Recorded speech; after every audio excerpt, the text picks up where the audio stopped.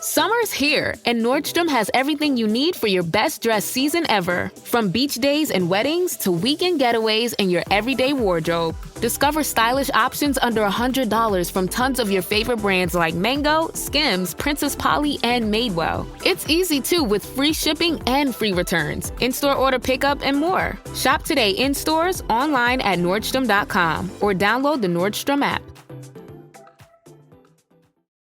With a Venmo debit card, you can Venmo more than just your friends. You can use your balance in so many ways. You can Venmo everything. Need gas? You can Venmo this. How about snacks? You can Venmo that. Your favorite band's merch? You can Venmo this. Or their next show? You can Venmo that. Visit Venmo.me/debit to learn more. You can Venmo this, or you can Venmo that. You can Venmo this, or you can Venmo that. You can Venmo. The Venmo MasterCard is issued by the Bancorp Bank N.A. pursuant to license by MasterCard International Incorporated. Card may be used everywhere MasterCard is accepted. Venmo purchase restrictions apply. Unfiltered discussions, unexpected guests. No topic is off limits, from sex and relationships to the human condition, personal anxieties, and so much more.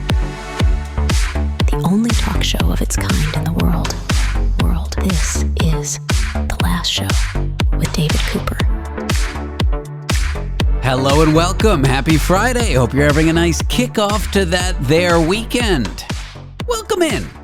On tonight's program, highlights from the tech industry, including a robot that has just broken the Rubik's Cube solving record. Nerds.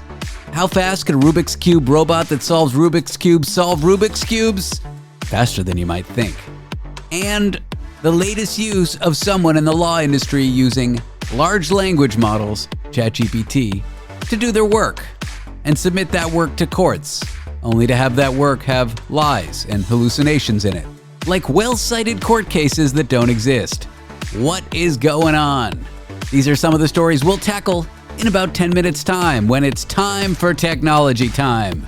Sounds a bit redundant, doesn't it? Then, our foreign correspondent Tony Five joins the show from London, England, to take your calls, the number coming up in a second, and to chat about taking care of oneself. Tony has just come back from a 6-month-long depressive episode. How's he faring? How does anyone fare after something like that?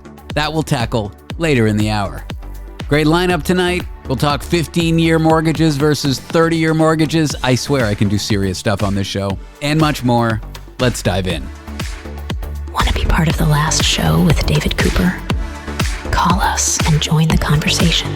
1-888-505-6644. And in Chicago-based airport perimeter security news that's both worrying and hilarious, newly released security footage from O'Hare International Airport reveals something that you'd never want to see. An unauthorized DoorDash driver rolling right up to a passenger jet on the tarmac like it's a Taco Bell drive-thru. Yes, that's right. A DoorDasher in a compact car, presumably a lukewarm bag of food, and the confidence of a raccoon in your trash bin, managed to bypass airport security, cross a significant portion of a restricted airfield, and park right next to a United airplane. To directly quote the Federal Aviation Administration, oy vey. Okay, maybe not a direct quote. Now, this happened back in May, but remarkable video of the incident only just came out. Probably because airport security officials needed a few weeks to stop hyperventilating into paper bags. The driver told police he was just following GPS coordinates. You know, like Moses in the desert, 40 years, but with more aioli, or ketchup, or whatever condiment was in the DoorDasher's bag. He somehow got through a security gate at the southeast corner of the airport. No badge, no clearance, just raw vibes, and drove across what I assume is one of the most heavily monitored pieces of land in the United States. A large international airport. That means he passed through areas with cameras, sensors, possibly a few pigeons with security clearances, and nobody noticed. When the guy parked right next to a jet, baggage handlers came over and were like, "Excuse me, sir, do you have clearance to be this stupid?" It then took 10 minutes for police to show up. That's longer than it takes to get your bag off the carousel and realize that it's, well, not your bag, just someone else's identical one filled with orthopedic shoes and one too many pairs of dirty underwear. According to the report, the airport's private security guard at the gate watched the car drive through, found it strange and unfamiliar, and then closed the gate behind them and did nothing else. I guess she thought this was just the new United in-flight catering, now with fewer background checks and more delivered fast food. And just to really emphasize the punchline here, this driver was not arrested, not cited, instead released. That is after police found the Dasher's receipt in his car. That's right. If you've got an order number and fries, that's the highest clearance you can get at an airport. You're apparently free to taxi your sedan up to gate C12. Good to know for future travel plans. Just pack your passport, a sandwich, and a piece of paper saying you bought the sandwich. As for the security guard, sadly, she is no longer employed with the airport. Perhaps because the official airport policy on letting unvetted delivery drivers stroll into restricted zones is one strike and you're out. Bold, very bold. DoorDash, on their end, declined to say if the driver is still doing deliveries for them, which is fair. He could be anywhere by now, possibly trying to deliver dumplings into the lower basement of the Pentagon. As for the security guard, though she was let go, I think she really sees the best in humanity, and we should all strive to be like her. Trust one another, love one another. No one's gonna do anything bad. Anyway, on the bright side, if you've ever felt like an idiot about forgetting your carry-on at security, at least you didn't forget to lock an entire airport. And in protests over animal cruelty that are too ridiculous not to report on news, in sunny San Diego, a group of very serious animal activists, who I assume might also cry at Disney movies, are protesting goldfish races. Yes, goldfish races. Not dolphin shows, not factory farming. No, they're storming the gates of injustice at a bar that hosts races involving dollar store fish and drunk people with straws. And they use the straws to blow at the fish so they'll race faster or something. It's a goldfish race, okay? So naturally, what this is really about is civilization is in decline. The bar with the fish races, their tradition, if I can even call it that, has been around for about a decade. Let me paint a portrait for you of a goldfish race. It's a single elimination tournament, which sounds dramatic until you realize that the competitors are aquatic finger snacks being propelled down plastic tubes by dudes probably named Chad, exhaling Pabst Blue Ribbon through a straw.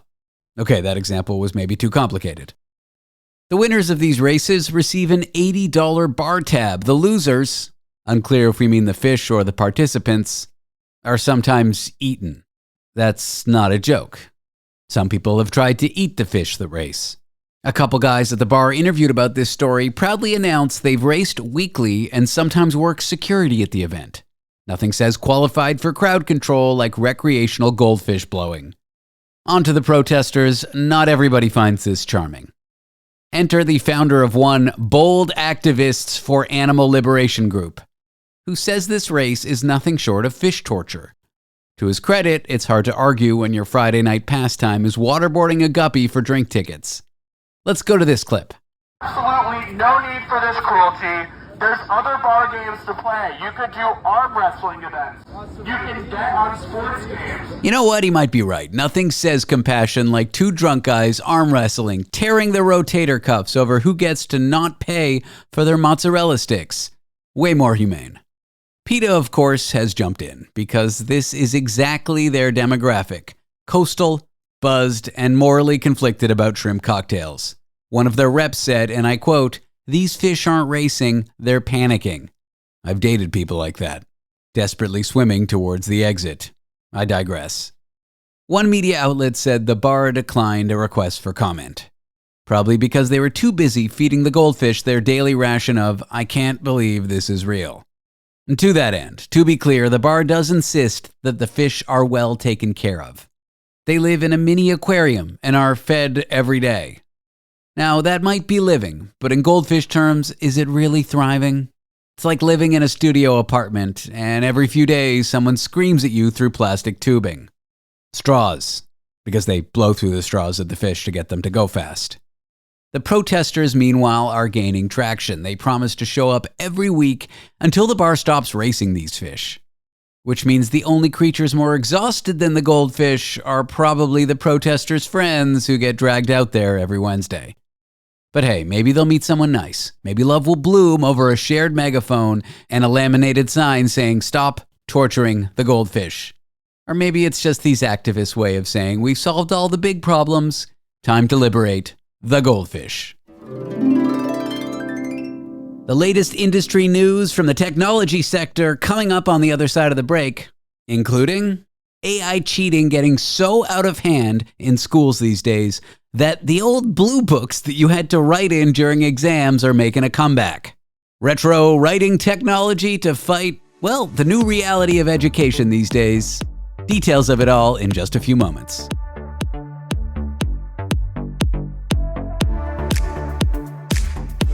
Want to be part of the last show with David Cooper?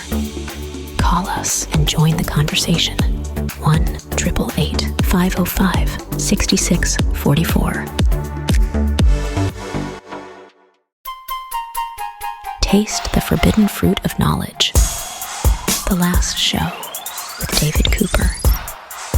How good are you at solving a Rubik's Cube? How good are robots? An answer we will get on It's Time for Technology Time with Carmi Levy, technology expert extraordinaire, who just returns back from a trying trip to Dryden, Ontario, where he escaped forest fires and smoke.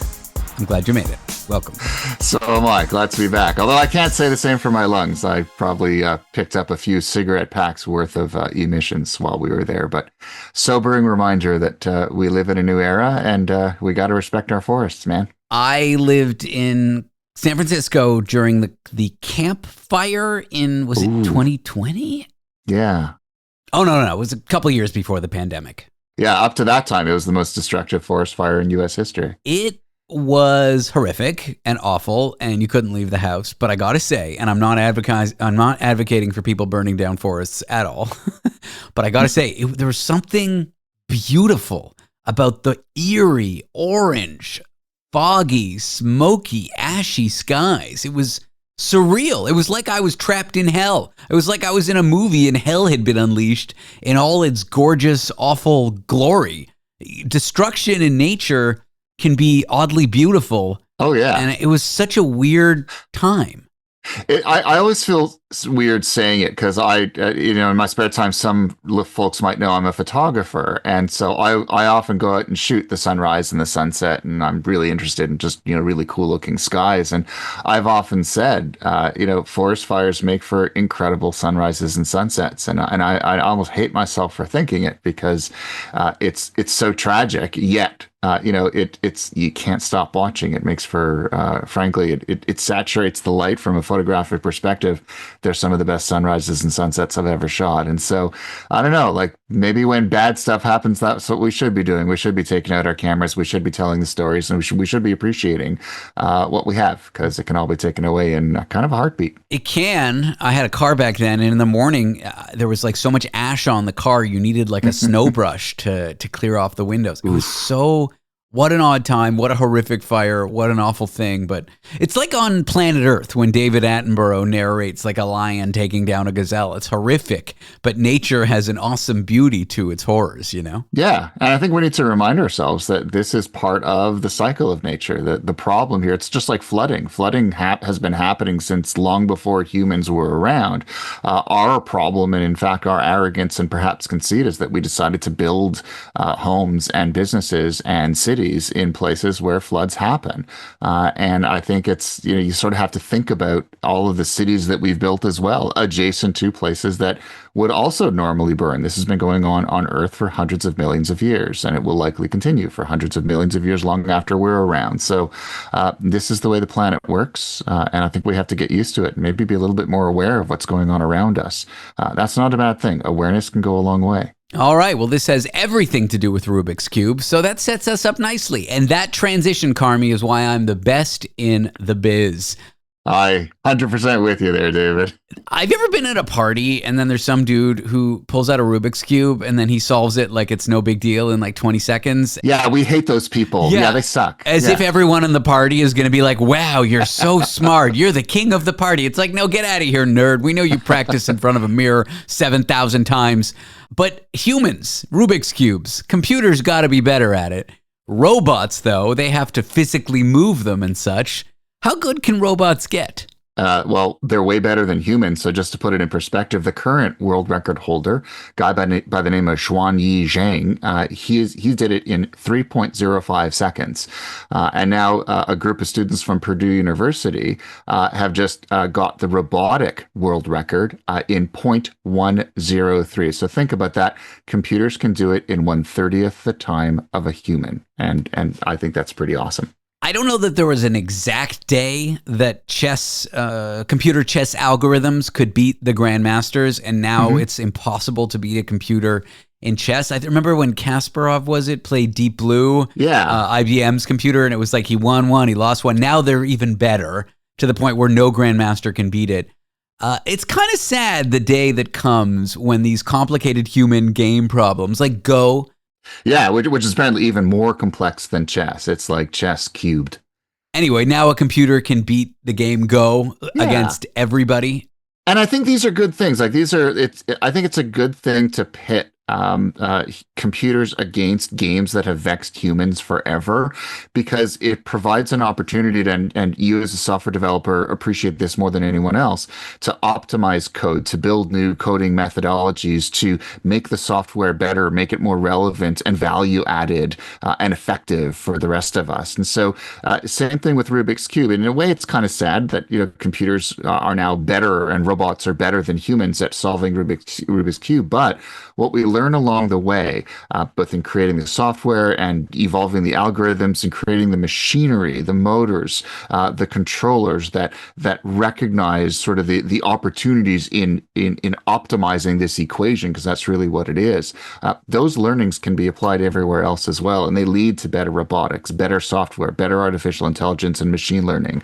And so, today we're talking about Rubik's Cube, but really this is universal technology that will make for a better car or a better smartphone or better software in future. And I think that's a good thing too. Yeah, I think manipulating a Rubik's Cube is similar to manipulating pieces on an assembly line to build a car or a microwave or whatever the future of or present of manufacturing is. Yeah, and what I like about this is that it's iterative, right? So for the last little over 10 years, since 2014, there has been a global movement to bring down the time of a robotic solving of Rubik's Cube. And so different teams from corporate, so Mitsubishi Electric in Japan was the last record holder last year, as well as schools, and Purdue University has taken over. Every year, they'll introduce new versions of their solution. So new materials, so things like carbon fiber and polymers and plastics and things like that. Those are materials science learning that can be applied elsewhere. And so every year that they'll introduce new methodologies to solve Rubik's Cube faster and try to beat everyone else. So it's been this sort of global effort to continue to bring those times down. And I have every expectation that the record now, it's 0.103, that it'll get even lower as time goes on, and they'll come up with new, frankly, revolutionary ways to get that done. And then they'll commercialize those technologies for the benefit of the rest of us.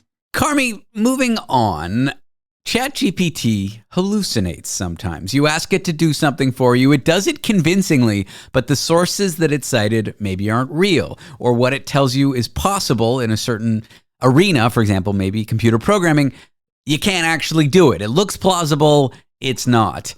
It's designed to give answers that are as close to the truth as possible.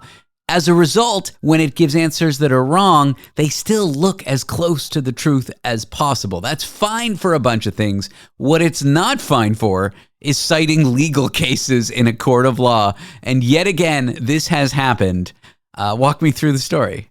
So this takes us to Utah. There's a law clerk. So he's not a lawyer yet, studying to be a lawyer, filed a court filing with the court, used ChatGPT, cut and pasted the results, and then, of course, it included cases that simply did not exist. It made them up, and this law clerk didn't check his work. This law clerk has lost a job. He's been fired and is also being investigated by the courts as well. How did they find out? They found citations in the copy that made it very clear this was generated by a chat bot, because it does leave telltale signs. If you know, you know. So yet another lesson, because we keep seeing in the legal community this happening. People cutting and pasting out of ChatGPT, and this guy got caught. What I find interesting is the law firm is throwing up its hands and saying, we're not responsible. It was his error, despite the fact they had no policies on hand for that clerk to follow. In other words, if you're an employer, you better make sure you have policies that explain what can and cannot be done with AI to your employees. Otherwise, you could find yourself on the wrong side of the legal curve. On the one hand, fine. On the other hand, common sense. If you're going to use a chatbot to generate court stuff, maybe check the sources. Well, you and I appreciate common sense. Clearly, a lot of people out there don't, and that's a problem. And in the age of AI, that can get you into a lot of trouble really quickly. When we come back, AI cheating has gotten so out of hand in academia, schools are making weird changes. Will AI change the face of how we learn in university or not? That is what we'll discuss with Carmi Levy on It's Time for Technology Time. I am David Cooper, and the last show, this is. We're here because your heightened awareness deserves heightened entertainment. The last show with David Cooper. It is time for Technology Time with Carmi Levy. I just sounded like I was a game show host with Carmi Levy, a technology expert in London. Which London, we'll never know. Well, I guess we do know. You're a better Alex Trebek than Alex Trebek might have been, so good on you. I had a caller on the show yesterday from London in Canada, where you live, and I have a regular guest. His name's Tony Five. He co-hosts the program every night for a portion of it. Mm-hmm. And Tony could not understand that she wasn't from London, England. He just kept on acting like she was. It was so stupid. I get that all the time. Oh, the boring one. Aw, you don't have that cool accent. Sorry. Not that boring. There's more boring places. It's a lovely town, and our doors are always open. And we learned a few weeks ago that your town has a town crier. Oh no, he died, didn't he? It had a town crier. Yeah, his name was Bill Paul, and I freaked out in the best possible way when I moved here and realized we had a town crier, and I befriended him. I got to know him over time. He had me on his podcast. Nicest man in history, probably the loveliest ambassador London could have ever asked for, and sadly he passed away a couple years back. Okay. Transitioning into this next topic really well. I was speaking with someone yesterday about VR in the classroom, which it's better than Zoom or video conferencing. It might be worse or different than in person, but regardless of what it is, it has the potential to change the face of education. Maybe not in 2 years, but definitely in 20 years. Remote learning is likely to be in virtual reality, where it's more immersive and you can get feedback and interact with people on an individual level. Mm-hmm. That aside, I think that's the smallest of our worries about education being reshaped in the next 20 years.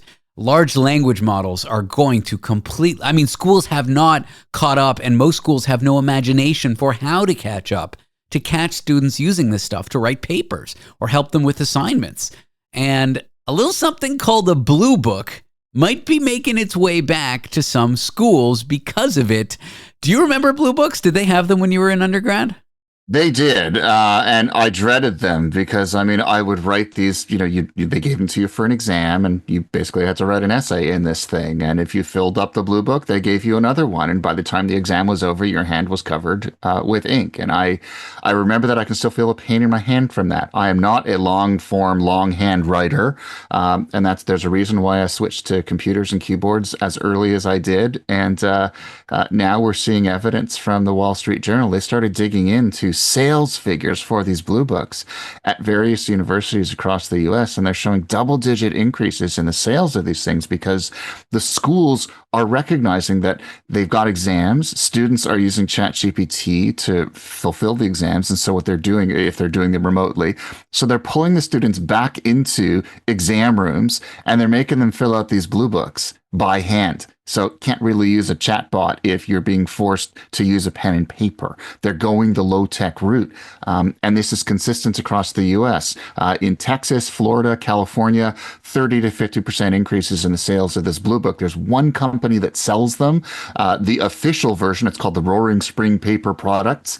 And they say their sales are through the roof. They're happy. But I guess if you're a student, probably not, because your hand's about to get covered with ink again. I had heard, I don't know if it's true and where it's true, that young kids, I guess they're Gen Alphas now in primary school and middle school. I don't know what they're called anymore. And now I sound like the old guy yelling at kids on their lawn. Come up with another label for another demographic group. Yeah, like why would they start with Gen X? Because like there's only so many letters we can do, regardless. Yeah. Let's pigeonhole people with a letter. The generation in middle school, primary school, high school, they are not being taught in some places cursive. Yeah. And writing in general by hand is being de-emphasized. Mm-hmm. This could present a slight problem. Ask students to handwrite essays and don't give them computers. But they had been taught on the assumption that large language models wouldn't change everything, that computers were the best way to write things down. Yeah. It seems like we're headed for quite the shift in academia in the next few years. And I don't know that these institutions that are very conservative and backward thinking and not open to change so much, like kind of are okay with the structure of the way education works now. It's working for us. We'll keep it that way. I don't know how many universities are prepared for this. I don't think any of them are. I think a lot of them will say in their marketing material that they are, that they're at the leading edge of technology innovation in academia, in curriculum delivery. But the sad reality is they're still using methods to teach and to evaluate those teachings that have been in place for decades, if not longer. And they haven't kept up. And I think this is a perfect example of that AI is introduced. Large language models change the very nature of content creation. And schools are woefully unprepared for it. And as a result, they're wrestling with AI-driven plagiarism. They're wrestling with students who are not developing the appropriate skills to take advantage of these technologies. And they're also leaving behind those skills that served them well in earlier generations. So they're not able to write cursive. They're not able to write longhand. And so when the technology fails, they don't have a fallback.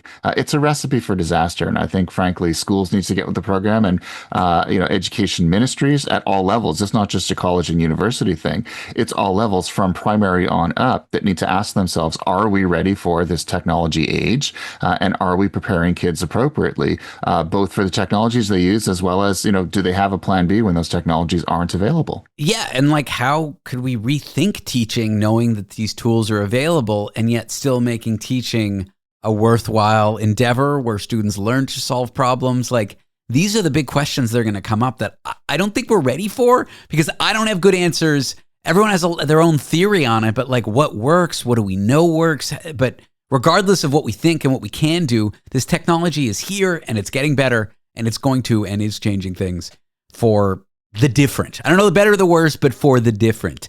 Yeah. Let's talk the cost of these technologies. And I want people to think twice before they go on to like ChatGPT or Claude AI or any website like this, and they ask it the question like, should I wear the red dress or the blue suit today? Because there's this hidden cost to it. Even if they're free, it uses an exorbitant amount of electricity, so much so that it could use more electricity than cryptocurrency, the cryptocurrency Bitcoin, by the end of 2025.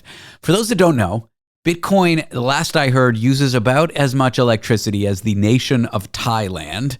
Okay? It's one Thailand's worth of electricity to keep Bitcoin. And they use a lot of energy because they're a huge manufacturing power. They are. On the one hand, okay, that's a ton of electricity wasted. But on the other, companies are exploring using mini nuclear reactors for their private data centers. And also, I would argue that large language models are less wasteful in terms of like what value they bring humanity than Bitcoin. Mm-hmm. Yeah, exactly. You have to sort of think of if Bitcoin is going to make some crypto bros a few $1 billion, while they scam millions of other people, it's safe to argue that the value to humanity is somewhat limited, whereas at least with a chat bot, for example, it gives people answers in much the same way that Google did in a previous generation. So, but we have to sort of recognize that every time we use one of these largely cloud-based services, because most large language models have at least some basis in the cloud, we are causing some computer in some data center far away to really churn its heart out. The average ChatGPT prompt uses 10 times as much energy as a Google search request. And that's just for text-based. Once you start asking it to make photos or generate videos or do anything in multimedia, clone a voice, those energy needs go up even more from there. So you add that up, and as AI advances, it is rapidly becoming the biggest consumer of energy. Tech companies are all investing hundreds of billions of dollars in new data centers, AI-powered data centers, and energy infrastructure to power them. So you mentioned nuclear. Microsoft has a deal to restart the 3 Mile Island plant to fuel its new data centers. Amazon, Google, they're all doubling down on this. And so it's not that we can't do this or we shouldn't do this. I think it's already happening. But at least we need to recognize that whenever you decide to play with creating new videos on ChatGPT or Google Gemini, that's causing some energy use somewhere. And it is significant. And you multiply that by the billions of requests being made every day. And suddenly we've got this new energy era. And it's kind of scary that most of us aren't aware of it. Carmi Levy is a technology expert. He joins us every week. What a pleasure it was having you, Carmi. I appreciate your time. Always so great being with you, David. Thanks for having me. For technology time. Because I said time and then... Sorry, I'm a little slow today. It's the lack of sleep. After the break, foreign correspondent Tony Five joins us from London, England with your listener calls and an update from his, deep depression. This should be serious. Listen up for that number. Want to be part of the last show with David Cooper? Call us and join the conversation. 1-888-505-6644. Your above-average intelligence brought you here. It deserves above-average absurdity. This is The Last Show with David Cooper. Foreign correspondent Tony Five is here. I am David Cooper. Tony, welcome in. Hello, my friend. Feeling very retrospective today, this Friday. Thinking about the week, you know? Yeah, we've been so silly this past week and having a lot of fun with people who call the show. Side note, if you want to talk to us, the number is 1-888-505-6644. But you've been on the show, what now? This is your fourth week back? This is the 4th week, my friend, and only 5 weeks since I recovered from quite a severe depression. And this is my 4th week back. And I've been really reflective, thinking how much I've gone through and come about and started to feel more like myself. And it's been really lovely. And I think what topped it was getting back to talking to people. I love it. I love the interaction with people. And I genuinely do love the people. I never want to mock people or take the mick too bad. I'm really interested in what they do. But I love it. I just love the fact of somebody just telling me they've gone for a and they've washed their hands in a funny way, and they've put oil in their car. I just thinking that somebody has a life somewhere so far away, and hearing about it, it's amazing. It's lovely. So you were kind of out of commission. I mean, honestly, it's for the most part, you couldn't get out of bed for the better part of 6 months. Oh, you're putting it very lightly, my friend. I was very, very ill. And again, trigger warning, I was in a really bad place, right? So yeah. I couldn't pick up phone calls from you. I didn't even listen to the show. You'd send me recordings of how you were doing. And there was an element of why can't I be on the show? And then there was an element, he's doing this without me. And then there was an element of just, I can't do anything. I'm never going to be able to do anything right. I always said we're going to be here when you're ready. I just want to make that clear. I kept on texting you that. But when you're in that place... Okay, way to make yourself feel better. No, I just... Where to steal my thunder? When you're in that place and you're that you lose imagination for getting out of it. I think it's the hardest part. Absolutely. But I knew that once you got back on this show, talking to strangers, we've been taking listener phone calls. Side note, if you want to talk to Tony Five in London, England, the number is 1-888-505-6644. We've been taking calls this week. And after we take them, no matter how stupid they have been or fun or weird, at the commercial break, your eyes light up like a kid. And so what I'm trying to say is when you were in that depressive funk, I'm like, Tony, if you come back and work on the radio, you're going to feel better. But it's It's this catch-22. I don't want to do it, but I know that if I do it, I'll be in a good way. Absolutely. And genuinely, when I say to people, and David says to people, he will send you a postcard, I do send postcards out to people at our own cost. I don't get paid for this. It's pretty fun. You know, I'm selling like myself on a street corner to pay for the stamps to send to North America. You do send our listeners postcards, and they can email you at tony@lastshow.pizza. That's not .com. You have been known to send postcards, and I have been shocked that when listeners give you their home addresses for postcards, nothing bad has ever come to any one of them. But I have to preface this by saying yet. Yet. I mean, you think I'm going to rock up to their house and just stand there on their driveway like a psychopath? Yes. Now, I don't have the air miles to do such a thing. You've been doing something that I admire getting out of a long-term depressive phase. You haven't been adding complexity into your life too quickly. No. You haven't been making the mistake of saying, I feel much better, therefore I can take on the weight of everything, get back to work full time, get back with these responsibilities full time. You've been very much pacing yourself, which I think is a great way to deal with that. I think in the past, where like on this particular occasion, David, I lost 7 months. So the first thing you want to do is reclaim that 7 months as soon as you possibly can. And I think this time I realized I couldn't, which is why, dear listener, if you've heard, I fostered and then adopted a dog, which has really just sort of calmed my life down. I can't just get up and go places. I can't just do things. I have to wake up and take the dog and do stuff with the dog. So I do have my off days, as David said, where I'm not feeling so great, and I'm trying to control my sleep patterns a little bit more. But no, overall, it's a sort of upward trajectory. I'm so glad that you're saying that. How are things generally speaking? Like, how's the sleep been? I know last night you were texting late. Yes. So David will tell me, we're on a group chat, and it was a particularly funny group chat, and I just kept texting. And then at the end, he just said, just go to bed. Yeah. Did you put the phone downstairs when you were done? I did. And I haven't got the discipline yet to have the phone in the room. So it went downstairs. Yeah. No. And you have to forgive yourself. Last night you pushed it. You probably got a little less sleep. Rather than be like, this is my new routine. It's like, no, I had one bad night. Yes. I'm going to go back to the good routine tomorrow night. Yeah. And I'm a little bit tired. So, I'll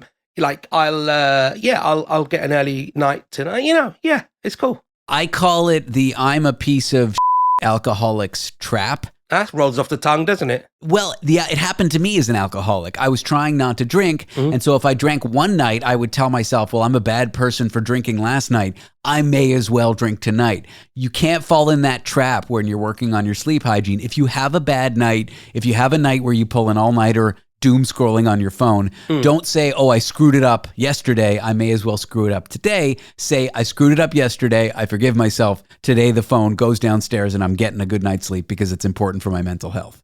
It's like that vicious circle, isn't it? Or that self-fulfilling prophecy out of Lord of the Rings. Yes, negative feedback loop or the journey to Center Earth. It doesn't matter which. Yeah, something like that with Gollum. Well, Tony, we actually have a caller on the line, and anyone else who wants to call can call at 1-888-505-6644. He told our call screener he's in the woods in Colorado. Let me at him, David. Let me at him. He says he's at some sort of hippie campout festival in the woods. We go to Bret in Colorado right now. Hello, David. Hi, Bret. My goodness, it's only Bret. How are you, my friend? I am good. I found a Starlink to share, so I should be good here. You found a starling? Yeah, because I'm out here at this camp fest. I mean, this show's already bird heavy, so yeah, bring it on. That's a Starlink, not a Starling, Tony. Oh, Starlink, sorry. I thought he said he saw a bird. So, Bret, you're out in the hippie camp out in the woods. Yeah. In Colorado? Yeah, down south of Colorado, about 4 hours south of Denver in the woods. Is that near Boulder, Colorado? Are you near Boulder, Colorado? No, other direction. Boulder's like kind of more north, and it's only a half hour away. This is way out there. You're not near the downtown pedestrian Pearl Street Mall, are you? This would be like the equivalent to Wales from you in London or something.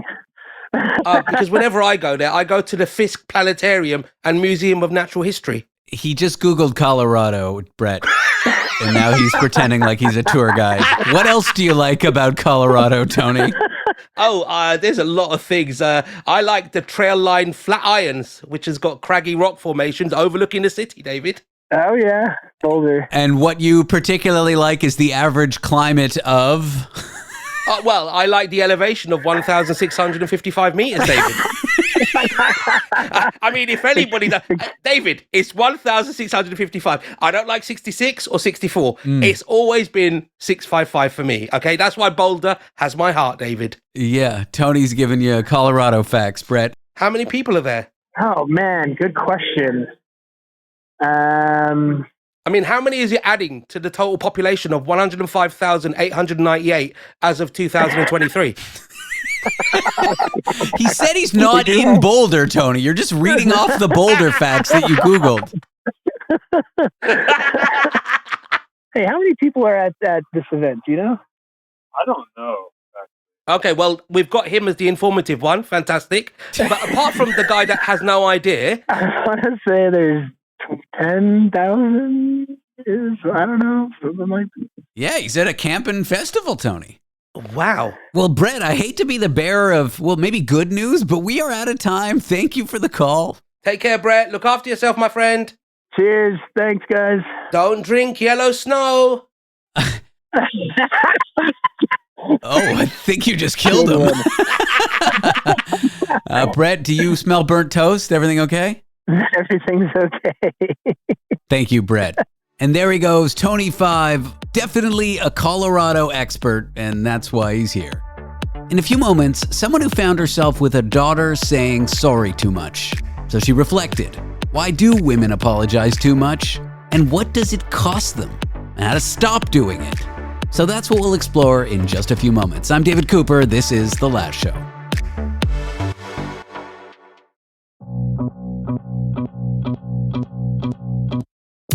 Your nightly rebellion against predictable radio and podcasts. The Last Show with David Cooper.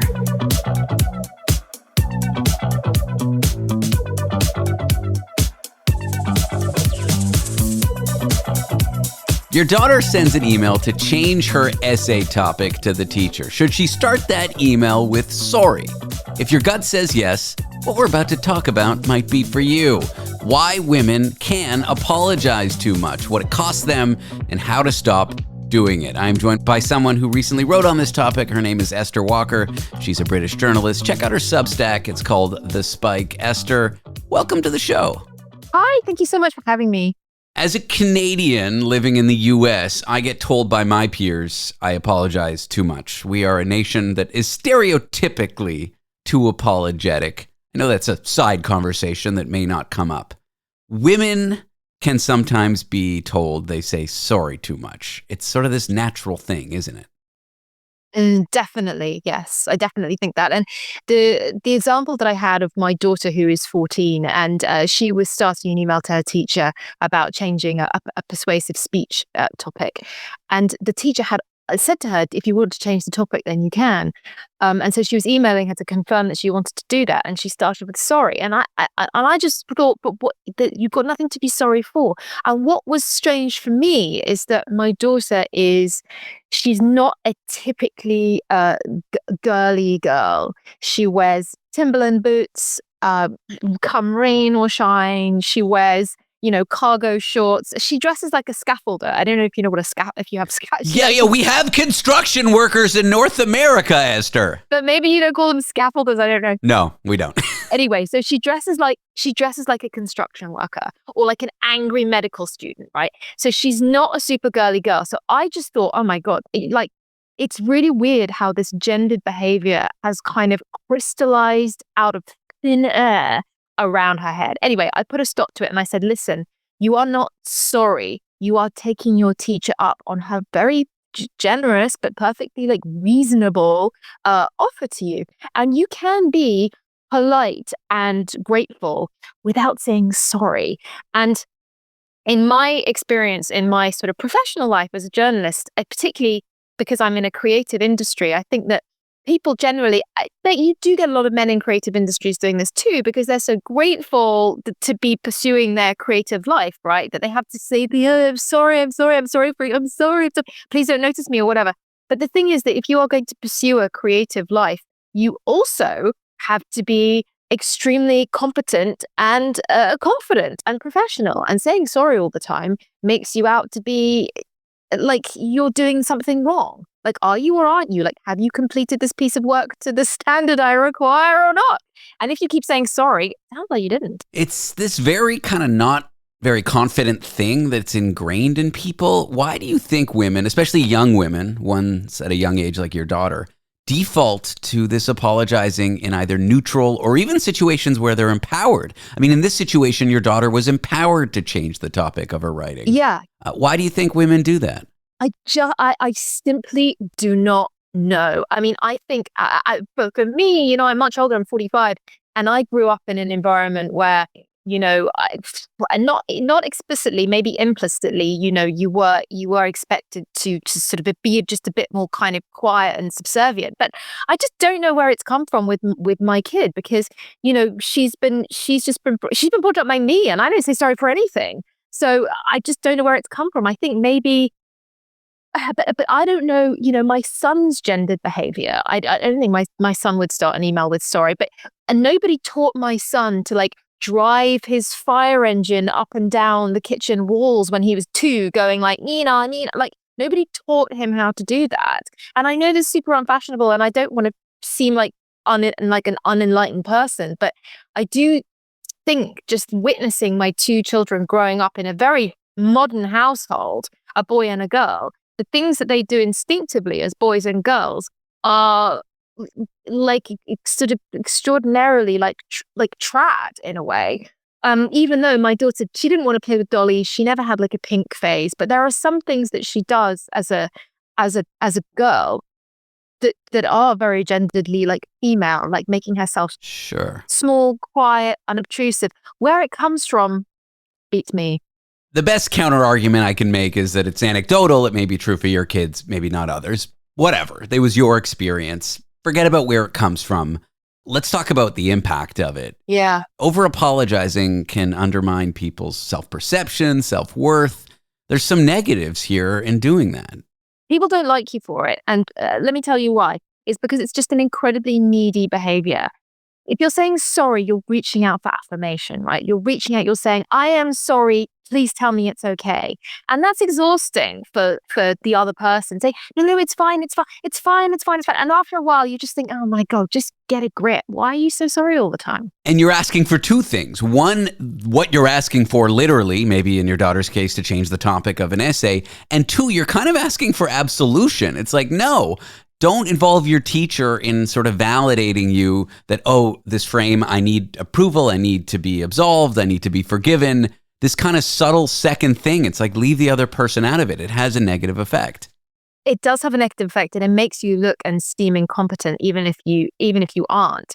And I do think that as a young woman, and I do remember this, I mean, people generally do give me quite a lot of respect these days. But when I was a young woman, you don't have any. I mean, people think you're an idiot. And so clawing your way to a position where you do have respect from the people that you work for and that you do have respect from society requires you to do some work in not saying sorry all the time, but it's hard enough being a female and being young to get some respect. But if you're just constantly apologizing for nothing, A, it makes you look weak, and B, it does get really irritating. People don't like you for it. To those that say it's just a part of being polite, that line is blurred. It's just a nicety, like saying thank you, please, you're welcome kind of thing. How would you respond to that? Well, no, I don't agree. I think saying sorry for something that you haven't done wrong is not a nicety or polite. It's neurotic and it's irritating. You can be extremely polite and extremely grateful and extremely professional and charming without ever saying sorry. I do it all the time. Although maybe I'm not as charming as I think I am. I'm not sure. I think you're perfectly charming, Esther. There we go. What about those who respond to women who aren't overly apologetic, who aren't overly deferential, and they say that, oh, they're being arrogant? I know there's some sexism built into that view. Yes. But how do you respond to that? Okay, that is a whole other conversation. Definitely when you are making your way in the world as a woman, people say, yeah, you should ask for what you want. You should be demanding and you should ask for more money. Let me tell you, I have tried that at certain points in my career and people do not like it. And the people who really hate it are other women. So yeah, absolutely. Language and the way that we present ourselves and the way that we talk in a professional or a social setting, it's tricky. There isn't particularly a handbook for it.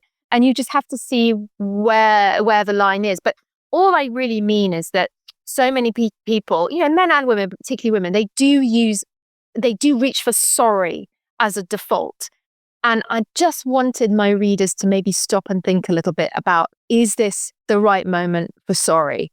Or could you use another word instead? Yeah, sometimes it feels like there's no way of winning. If you ask for too much, if you take up too much space, you're bossy, you're arrogant. Yeah. If you aren't deferential, you're rude. Like, sometimes there's no way to win. But I think there is a balance there in every situation.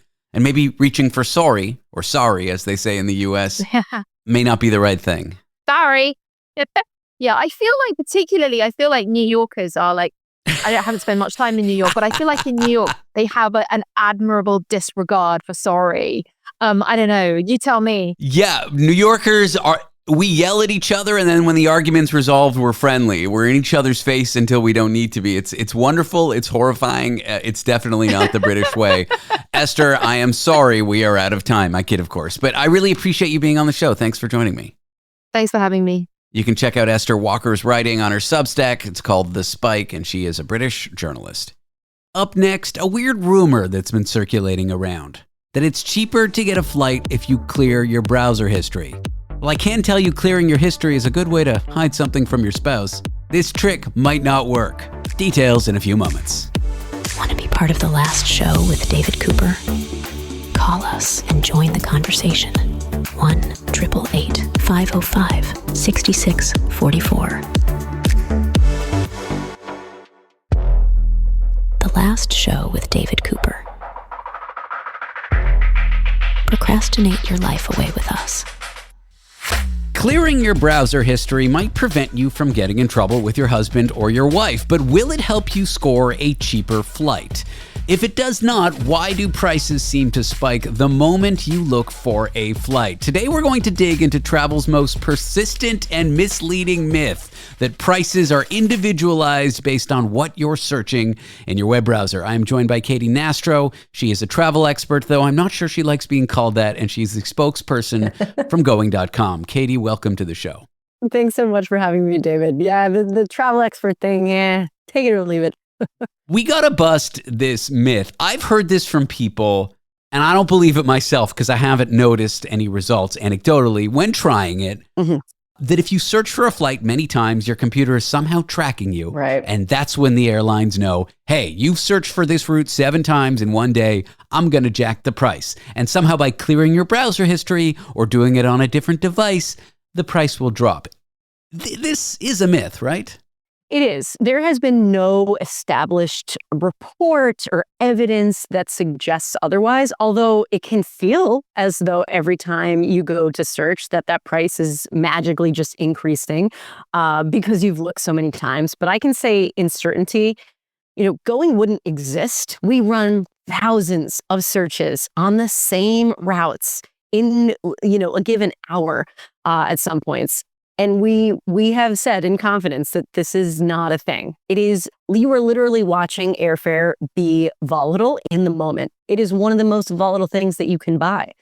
I think clearing your browser history, cookies, biscuits, whatnot, that's not my world. But I will say it is akin to, having a lucky rabbit's foot or wearing your favorite jersey. When you do something, you feel better about it and you feel like, okay, I'm in a better mindset. I can do this. It's my lucky whatever. So it's not going to hurt your search by doing any of these things, but it's not the magic bullet that's going to for sure give you the absolute lowest price at that absolute time that you're looking to book. There is no definitive answer to, okay, David, you want to go to X or you want to go to Florida. You should be booking at 7:27 on Tuesday, June 12th to be able to get the absolute lowest price. Who wants to go to Florida in June, Katie? I'll be sweating my brains out. That wasn't the best example, but you know what I mean. I do. Fine. You want to go to London, a little bit cooler climate. Yeah. There is no way. I don't care how many reports out there say that you need to book X days out. It's just, there is no way for us in certainty to be able to give people that information. I think if we did, a lot of people would be a lot richer. Let's just say that. That's a code I want to crack. No, I get that. And I think those that have reported it are falling victim to like a cognitive bias. Monday night, you look for a flight. Tuesday night, the carriers all lower the price on that route. And before you check, you're like, oh, I heard I need to clear my browser history. So I do. I cleared my browser history. The flight price dropped. Correlation, not causation, but here I am. I've confirmed this belief that I had in my head, and now I just hold it as truth. I think that's how these rumors get started and take hold. Yeah, there's a lot of that, and then negativity bias on the opposite end. You're like, oh, I looked and I didn't clear my cookies or whatever on this day, and the price is twice the price now from when I looked a week ago. Well, your flight's a week out. That also, have we taken that into account?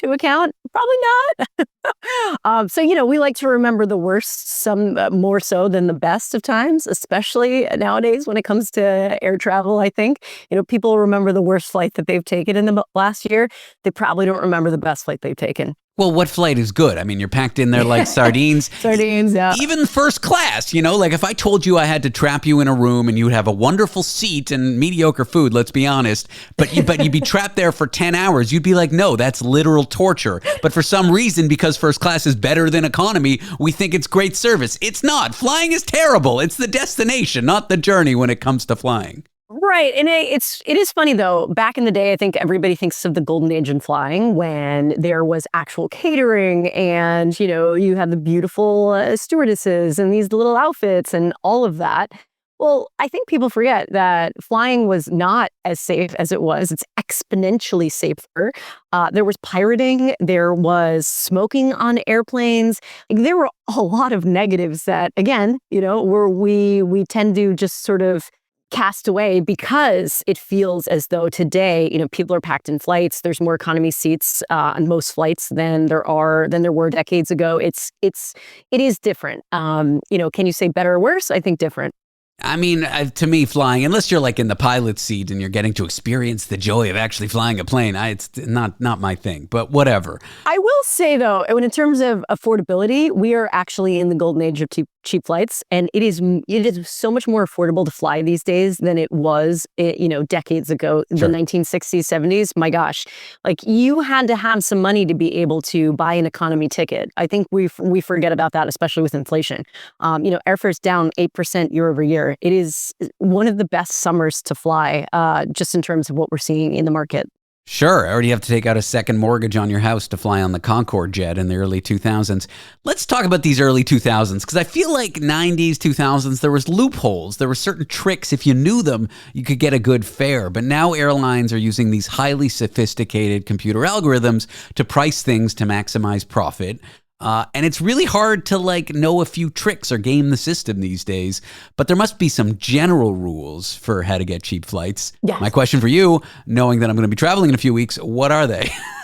Yeah, great question. One, I think debunking the myth that Tuesday at 2 p.m. or buying a flight on a Saturday is always going to be the magic bullet. It is not. That was true maybe decades ago when airlines did load their schedules into, the dial-up first in the week. So that Tuesday was a great time to buy. But once those cheaper fare buckets had sold out, then you get the more expensive tickets. That's not the case today. I want people to get in the habit of not searching last minute, a month out, 2 weeks out. There's a little thing called the 21-day advance purchase requirement. This is a little bit unknown. Us in the biz sort of circle our calendars 21 days out as our absolute day to book buy. Tickets out there, and without reading the fine print, there is, not on all tickets, but on some tickets, there are rules written in the fare that on day 20, that fare that you saw on day 21 disappears and a new fare takes its place. And oftentimes it's more expensive by a couple $100. So at the very least, circle 21 days. There could be a 14-day advance purchase requirement. Could be a 7-day advance purchase requirement. It's not an always, but it's a sometimes, and it's a be aware of. Requirement being the requirement to get a highly discounted fare? I'm confused about the language here.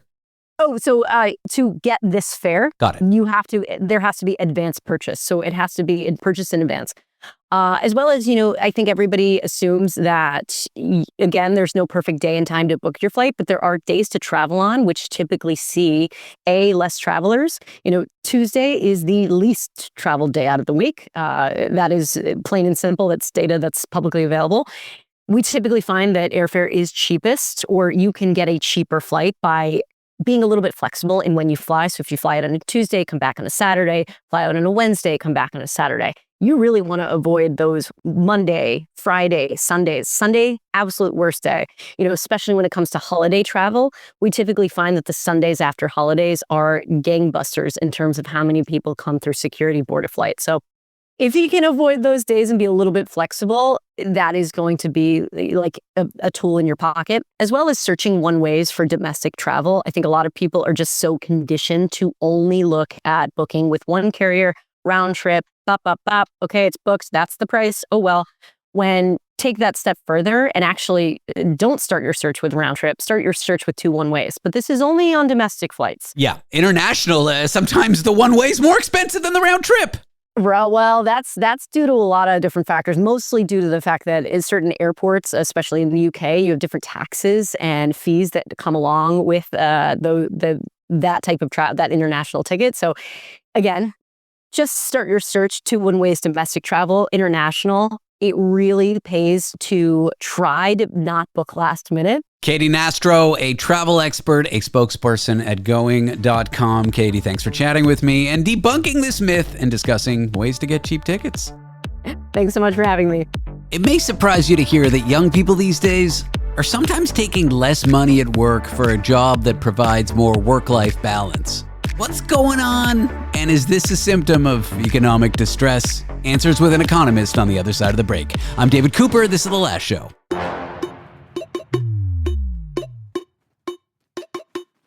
We work hard to strike the right amount of intelligence and ignorance. The Last Show with David Cooper.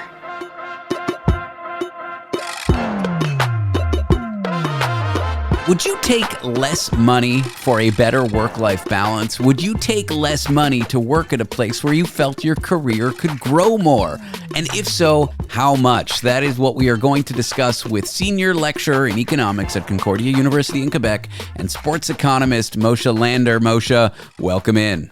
Hello. Are you taking less money to do this media appearance because you love the show? I am getting paid double what I usually get paid to do this. So 2 times 0 is still 0. Do you often see young people taking less for more? And let me explain that a bit. Taking less money for more of a job, more of what will make them happy? Or are you seeing young people entering the workforce just maximizing their salary? Well, I think young people these days are lucky if they get a job at all. So they're necessarily bargaining with their employer about what their pay is going to be. I think, though, that quality of life certainly matters more to this generation than my generation, Gen Xers. Our understanding was just you either max your payout or they're all essentially offering the same bells and whistles anyway. It's a very different job market that they're heading into.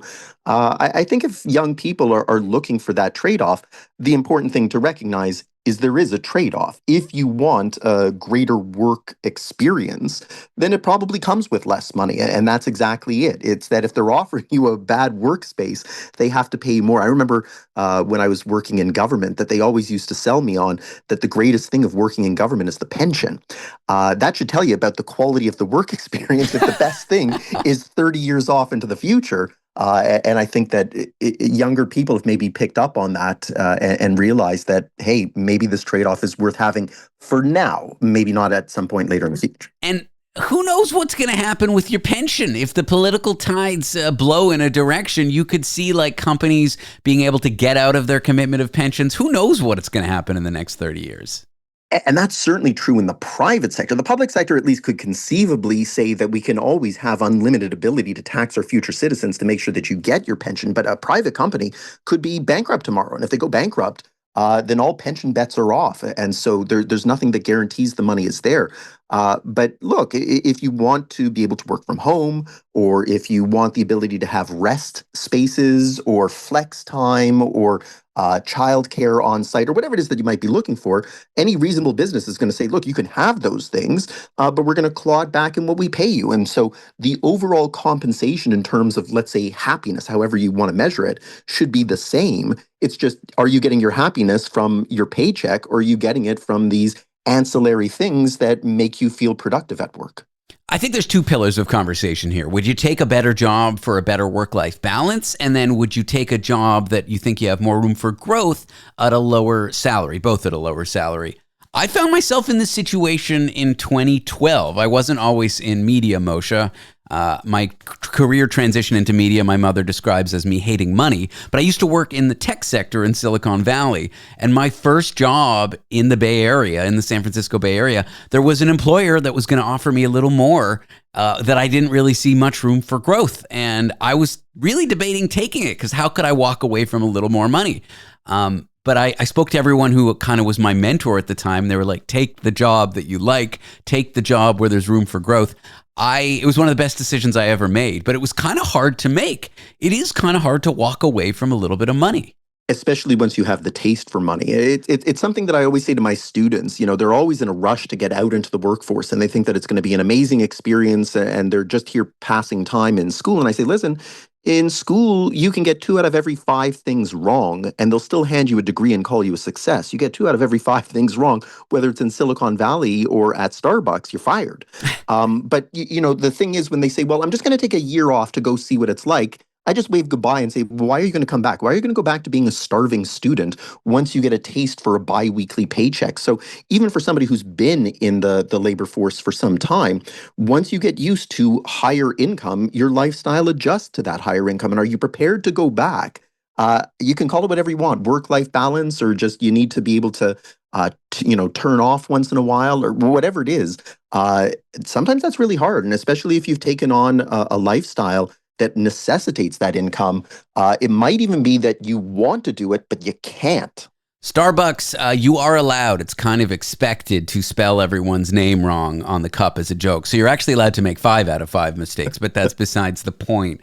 Young people, though, are choosing their personal lives over their careers in some cases. Do you think this is a good choice at like 24 to say, hey, I want more vacation. I want to be able to walk out that door at 5 p.m. and not worry, and I'm willing to take a little less cash over it. Do you think this is a reasonable approach to one's career? I almost see it as a sign of the hopelessness of the younger generation. Like, if they're viewing that, hey, I'm never going to be able to afford a home, or I'm never going to move out of my parents' place, or I'm never going to be able to have the lifestyle that my parents or my grandparents had. This is the first generation that might genuinely feel that their standard of living will be lower than a generation before it. Then I almost feel like they're saying, well, if all of this is irrelevant anyway, then I may as well at least enjoy where I'm working. And so I almost would flip the story on its head, that they're not doing this because they feel any more passionately about work-life balance than their parents or their grandparents. It's that they don't see a reason why they should tilt towards work, because they don't feel that that extra incremental income is going to make a dent in their student loans, or the ability to afford a mortgage, or to have the lifestyle that they want. So at least let's enjoy the moment and find a way to stay connected to friends digitally or face-to-face. I think for millennials, like my generation, buying a home, paying off insane student debt, these kinds of things is like barely out of reach for most of us. I can't imagine what it's like for Gen Z. Like, can you blame them? Imagine being 22, seeing what you're making, seeing what the entry-level salaries are, and then seeing what a home costs in most places. Do you blame them for kind of having this hopelessness? No, not at all. And, it's more than just the cost of living bit. It's the nature of the job itself, right? So my grandparents would have worked one job for their entire career. My parents might have changed careers once or twice. And my generation, Gen Xers, are probably kind of a little bit more mercenary.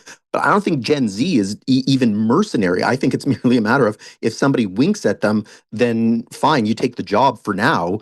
But there's no promise that you have that job tomorrow. It's the nature of the gig economy. And so If you know that the employer is not making a commitment to you, why should you be making a commitment to the employer? And especially in job interviews, when they say, do you have any questions for us? I'm always amazed at how people say no. Well, actually, you should have lots of questions, which is, where am I going to be in 3 years? Or where am I going to be in 10 years? Or how are you going to get me to what my career goals are? And there's nothing wrong with asking those questions. But if you go in and just say, no, I don't have any questions, then you can't be surprised when the employer says, all right, well, you didn't seem all that committed to me. So here's a couple of table scraps in dollars. And if you need to leave, then go. We can replace you with a million other people that are graduating with equally useless university degrees.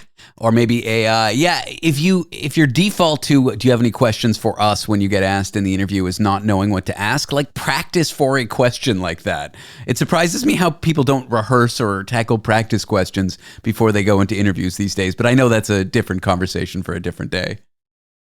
Yeah, I think that at the end of the day, the realization is that they're giving up money in exchange for something. And look, at some point, I don't know that they're going to find fulfillment in that. I know money doesn't buy you happiness, but it is a great down payment. And at some point, when you leave that money on the table, it's not something that you can get back at a later point. So I would say, too, that if you accumulate, say, 5-10 years of leaving $15,000 on the table, hey, that's a good way towards a down payment on a mortgage. And so are you going to look back in your 30s saying, yeah, I had better work-life balance, but I'm still living on my parents' couch? I don't know that that sort of forward thinking is necessarily there when somebody makes the decision that I want this right balance. I kind of split this into two topics. On the one side, taking less money for work-life balance. On the other, taking less money for a job where you see more growth. They're kind of different topics. I'm kind of with you on don't leave money on the table for no reason or for work-life balance at a young age. But for the other one, I'm kind of like, well, it can be a good decision. Yeah, and sure, for growth, that's exactly what it's worth then, is that if you're going to show a commitment to me, then I don't mind showing a commitment to you. So if you tell me that there's a growth opportunity here, even if it's not with your company, but again, it's a conversation that you need to have with your employer, that where do people in my job ultimately end up, in this company or outside of this company, and how fast do they leave? We're here with Moshe Lander, a senior lecturer in economics at Concordia University in Quebec. When we come back, we'll ask the question, should you bother with a 15-year mortgage if it's going to trap you in debt, or is 30 years a better idea? I'm David Cooper. This is The Last Show.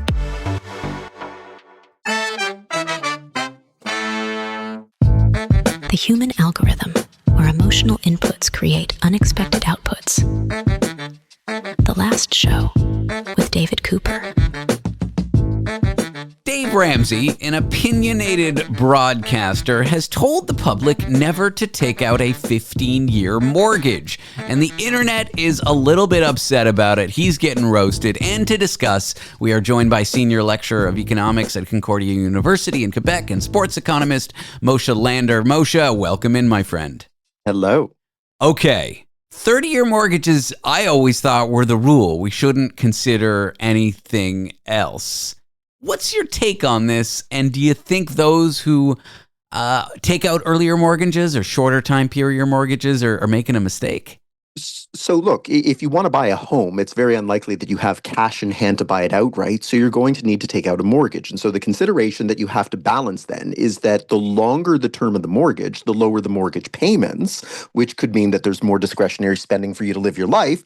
But it means that more of your payment is going to be ultimately for interest. So it's a balancing act. If you want to constrain yourself for the shortest amount of time possible, then sure, go for a 15-year mortgage. What's the harm other than you're not going to have discretionary spending. You're not going to have a life. But hey, in 15 years, the mortgage is gone as opposed to 30.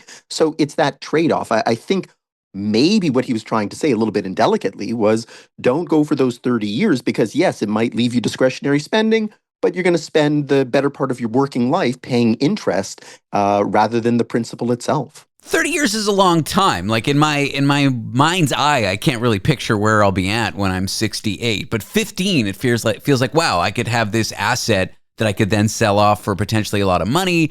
Real estate tends to go up. I mean, who knows with today's market? But if we look at the last, 2,000 years, real estate generally tends to go up. If someone came at you and they were kind of maxed out at their budget, like with a 15-year mortgage, they're going to have very little spending money. Would you recommend them to do it? No way. That's exactly it, right? Like I mean, the old rule of thumb is that you would spend, say, a third of your income on housing. And let's set aside all of the ancillary costs, right? Like, your real estate agent and your property taxes. I'm just talking about straight principal and interest. Let's say that that's a third of your budget. And you're going to pay about 25% in taxes, depending on the jurisdiction you're in. Could be more, could be less, but rough rule of thumb. That means that 7/12, over half of your income, is just swallowed up by just paying a mortgage and just paying your taxes. You haven't even ingested a calorie yet. So, it's one of those things that if you want a meaningful home, if you're planning on it for an extended period of time to live in it and you're not looking to flip it, you don't want to put yourself in a position where you're now using 2/3, 3/4, 4/5 of your income on these two things. It really is punitive. So I think that the reason why 30 years was chosen was that given you start your working life somewhere in your 20s, and given that most people want to retire somewhere in your 60s, then it's saying that over the course of your working life, just pay back this loan, but let's not take any more than necessary out of your discretionary spending. It's just unfortunate that a lot of that is going to be to pay interest rather than the actual principal itself. I wonder why banks don't split the difference and offer a 22.5-year mortgage. Also, one size fits all in terms of recommendations here. Like Mississippi, if I wanted to buy a house, it would cost about 180 grand US. Here where I live in New York, if I want to buy a house, it'll cost about $17.5 billion. So not all advice is good for everybody everywhere, right? Yeah, that you're certainly true when it comes to housing prices, and the 17.5 billion sounds about correct to me. I don't know about the Mississippi number, but it could be 17.8. I'm not sure. Yeah, might be a rounding error. But regardless of the precise decimal, look, your income should be 17.5 million, where in Mississippi it might be 17.5 thousand, right? So in terms of purchasing power, hopefully they're roughly the same. If they weren't the same, then you would expect that investors would exploit that mismatch and move markets where they feel that housing is undervalued till it roughly equates across all jurisdictions. So I don't know that. Again, you have to necessarily deviate from a one-size-fits-all recommendation. It's what can you afford, and don't try and live beyond that. There are other differences too, of course, that some states will say that, hey, if you can't afford your home, just hand us the keys and you can walk away with no penalty. And there's some jurisdictions that say, we're going to collect this from you for the rest of your life. Even if you can't afford it now, we'll just keep accumulating interest or find a way to renegotiate. But you're not walking away from this without paying us back. Any advice to first-time home buyers in this regard, in terms of what kind of mortgage to get? You're the economist. I'm just some idiot with a microphone. Well, I'm just some idiot economist, but I would say that just don't go beyond what you can afford. And I think that the biggest mistake that I see people make is that when they go into the bank and they hand over their tax information and they hand over their paychecks and they say, this is what I can afford, the bank comes back and says, all right, this is the mortgage that we can offer you. Just because they offer it to you does not mean that you have to take it.